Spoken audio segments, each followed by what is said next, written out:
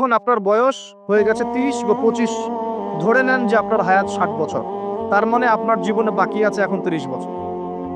এই যে 30 বছর আপনি নষ্ট করেছেন বা চলে গেছে, চোখ বন্ধ করে চিন্তা করবেন এই 30 বছরে কত ওয়াক্ত নামাজ পড়েছেন, কত কতদিন রোজা রেখেছেন, এই 30 বছরে 30টা আয়াত আপনি পড়েছেন কি না, এই 30 বছরে 30টা সূরা আপনি শিখেছেন কি না, 30 বছরে আপনি 30টা ইসলামিক বই পড়েছেন কিনা, আপনি নবীর 30টা হাদিস পড়েছেন কিনা, 30 দিন জামাতের সাথে নামাজ পড়েছেন কিনা, 30 দিন দিনের দাওয়াত দিয়েছেন কিনা, 30টা দিন দান সদকা করেছেন কিনা। আমি খুব বেসিক কথা বলছি, আমি বলিনি আপনি 30 দিন 30টা যুদ্ধ করেছেন কিনা, এই কথা বলিনি। আমি আপনি বেসিক কথা বলছি, একদম বেসিক প্রাইমারি কথা। আপনি 30 দিন নামাজ পড়েছেন কিনা, 30টা রোজা ঠিক মতো রাখছেন কিনা, আপনি কি 30 বার মেয়েকে দেখে চোখ নামাতে পেরেছেন কিনা, আপনি কি 30টা সূরা শিখেছেন কিনা,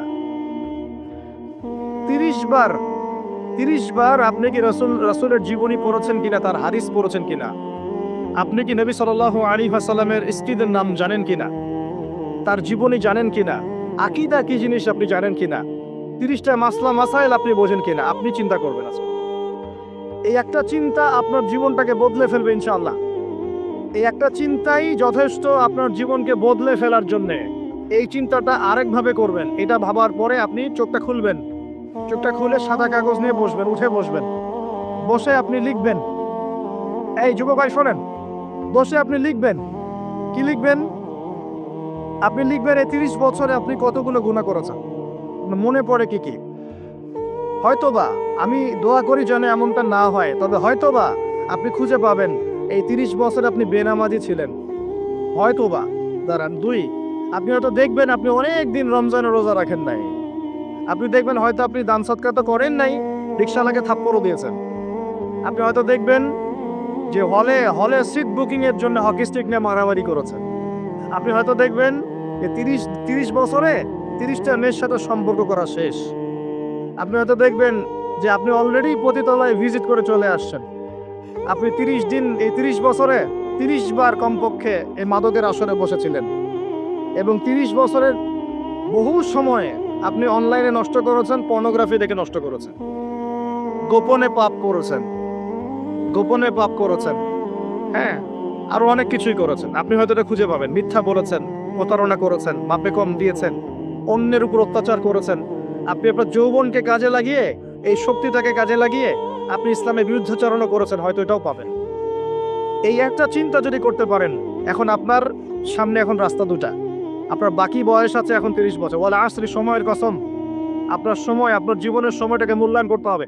সময়ের কসম, হয় যদি আমার 30 বছর বাকি থাকে এখন, এই বাকি যে আছে কি না আমিও জানি না, কেউ জানে? অনিশ্চিত পরীক্ষার হল, কেউ জানে না খাতা কখন কেড়ে নেওয়া হবে। আর এটা কারাগারের জীবন, মানে কারাগারে বসে কেউ নিজের মন গড়া পদ্ধতিতে চলতে পারে না, যেরকম রুটিন সেরকম চলতে হয়। কারাগারের জীবনে বসেই আপনি সুদ খাচ্ছেন, কারাগারে বসেই ঘুষ খাচ্ছেন, কারাগারে বসেই জেনা করছেন, কারাগারে বসেই বেনামাজি থাকছেন, কারাগারে বসেই হোয়াটসঅ্যাপে মেসেঞ্জারে মেয়েদের সাথে প্রেম করছেন, কারাগারে বসে। এটা কারাগারের জীবন। কারাগারের জীবন যদি বাকি থাকে আর 20-30 বছর, আপনার সামনে এখন রাস্তা তিনটা। এক, আপনি কি গতানুগতিক যেভাবে চলেছেন সেভাবেই শেষ করবেন জীবনটা? যদি শেষ করে দেন, তাহলে পৃথিবীর ইতিহাস থেকে আপনার নাম একদিন মুছে যাবে। আপনি একাই কবরে শুয়ে থাকবেন, আপনার আত্মা ইল্লিনে না গিয়ে সিজ্জিনে চলে যাবে। পৃথিবীর কোনো মানুষ আপনাকে মনে রাখবে না। আপনি একা একাই আযাব ভোগ করতে থাকবেন, কেউ আপনাকে বাঁচাতে আসবে না। শেষ। এবং এই আযাব একবার শুরু হলে কোনোদিনও শেষ হবে না, কোনোদিনও না। কবরেও, হাসরেও, বারজাখেও, এবং আপনার জাহান্নামে। এটা একটা অপশন। 2 নম্বর অপশন, আপনি নিজেকে সংশোধন করলেন, সংশোধন করে গতানুগতিক মুসলিম হলেন। গতানুগতিক মুসলিম কেমন? হ্যাঁ, তওবা করেছি, এখন আমি মাশাআল্লাহ 5 ওয়াক্ত নামাজ টুকটাক পড়ার চেষ্টা করি, আমি মিথ্যা কথা বলি না, আমি হালাল খাওয়ার চেষ্টা করি, হ্যাঁ, আমি পার্ট টাইম কিছু দাওয়াতি কাজ করি, এবং আমি আমার পরিবার নিয়ে সুখে শান্তিতে বসবাস করার চেষ্টা করছি। আমি কোনো ঝুঁকির মধ্যে যাই না, ঝুঁকিতে যাই না আমি।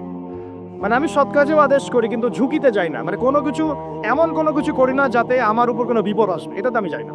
এটা গতানুগতিক মুসলিম চলছে। আর একটা হচ্ছে সমাজ পরিবর্তনকারী মুসলিম। এরা কেমন?